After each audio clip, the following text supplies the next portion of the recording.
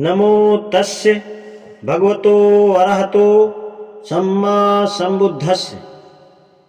धर्म ग्रंथों को गलती की संभावना से परे मानना धर्म नहीं है।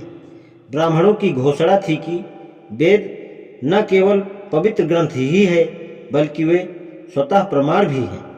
ब्राह्मणों ने वेदों के स्वतः प्रमाण होने की घोषणा नहीं की, बल्कि उन्होंने वेदों को गलती की संभावना से परे भी माना। इस विषय में भगवान बुद्ध ब्राह्मणों के मत से सर्वथा विरोधी मत रखते थे।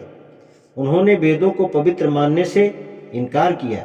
उन्होंने वेदों को स्वतः प्रमाण नहीं माना। उन्होंने वेदों को गलती की संभावना से परे नहीं माना। उनके समकालीन अनेक दूसरे धर्मोपदेशकों का भी यही मत था, लेकिन बाद में या तो उन्होंने अथवा उनके अनुयायियों ने ब्राह्मणों से अपने दार्शनिक सिद्धांत के लिए आदर तथा सुहृदयता प्राप्त करने के उद्देश्य से घुटने टेक दिए, लेकिन बुद्ध ने इस विषय में कभी समझौता नहीं किया। तेबिज सूत्र में भगवान बुद्ध ने वेदों को जलविहीन मरुभूमि एवं पथविहीन जंगल कहा है, जो वास्तव में सर्वनाश है। जिस आदमी में कुछ बौद्धिक तथा नैतिक प्यास है, वह वेदों के पास जाकर अपनी प्यास नहीं बुझा सकता। जहाँ तक वेदों के गलती की संभावना से परे होने की बात है, तथागत ने कहा कि कोई भी चीज़ गलती की संभावना से परे नहीं है, वेद भी नहीं है। भगवान बुद्ध ने कहा कि हर चीज़ का परीक्षण और पुनर्परीक्षण होते रहना चाहिए। यह बात उन्होंने कालाम लोगों को दिए गए अपने प्रवचन में स्पष्ट की है। एक बार भिक्षु संघ सहित चारिका करते करते भगवान बुद्ध कौशल जनपद के केशपुत नगर में गए। कालाम उस नगर में ही रहते थे।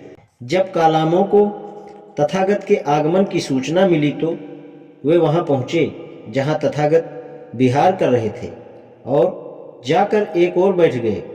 एक ओर बैठे हुए कालामों ने भगवान बुद्ध को इस प्रकार संबोधित किया, हे श्रमण गौतम, हमारे गांव में कुछ श्रमण ब्राह्मण आते हैं।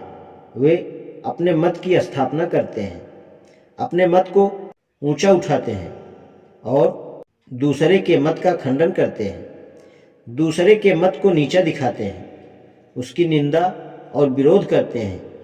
इसी प्रकार कुछ दूसरे श्रमण ब्राह्मण आते हैं।